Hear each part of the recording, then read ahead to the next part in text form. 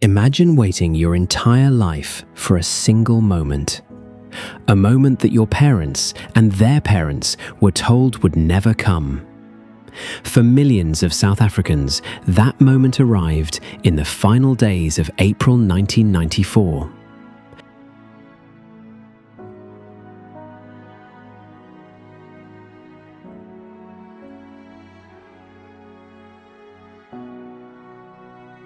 But it wasn't until May 2nd that the world finally heard the words it had been waiting for. On this night, a 75-year-old man who had been a prisoner for nearly 3 decades stood on a stage in Johannesburg. He didn't speak of revenge. He didn't speak of anger. He spoke of a small miracle. Today, we look at May 2nd, 1994, the night Nelson Mandela announced a victory that didn't just belong to a party, but to the human spirit.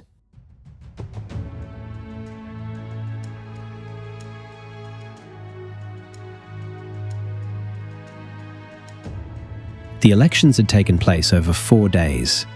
The world watched in awe as tens of thousands of people stood patiently in lines that stretched for kilometers. Some slept on the open ground overnight, just to cast a vote for the first time in their lives.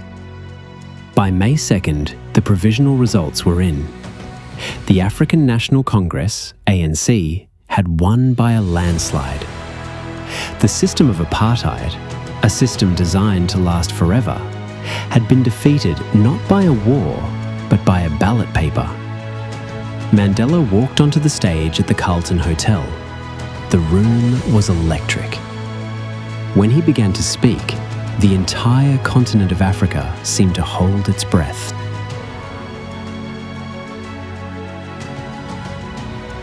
Mandela's speech on May 2nd was a masterclass in reconciliation.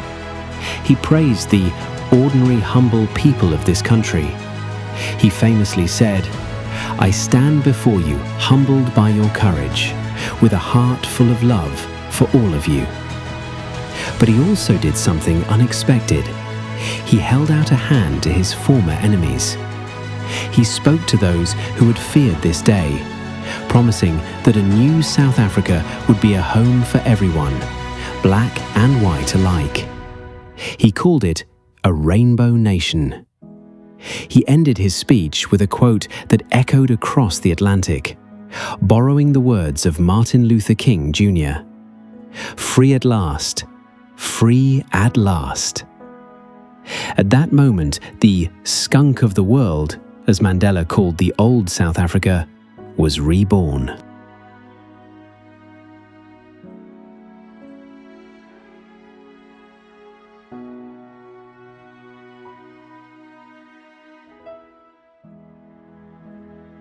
But history in Africa is often a cycle of struggle and sovereignty.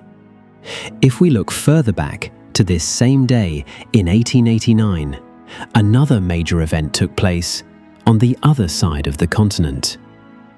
In Ethiopia, Emperor Menelik II signed the Treaty of Wuchale with Italy. At first, it seemed like a standard trade deal, but a mistranslation in the text, a clever trick by the Italians, claimed that Ethiopia had essentially become a servant of Italy. Menelik II would later discover this deception, leading to the famous Battle of Adwa we discussed earlier.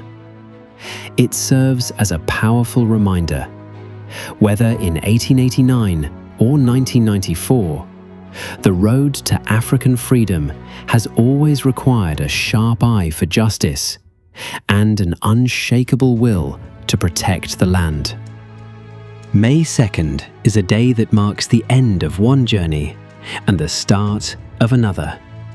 From Menelik II's resistance in the 1800s to Mandela's victory in 1994, the message is clear. Africa's destiny is in its own hands. Mandela told the crowd that night, "Tomorrow, we roll up our sleeves to begin tackling the problems our country faces." The celebration was over, The work of building a nation had begun. Thanks for joining us for On This Day in Africa. If you remember where you were in 1994, share your story in the comments. We'll see you tomorrow.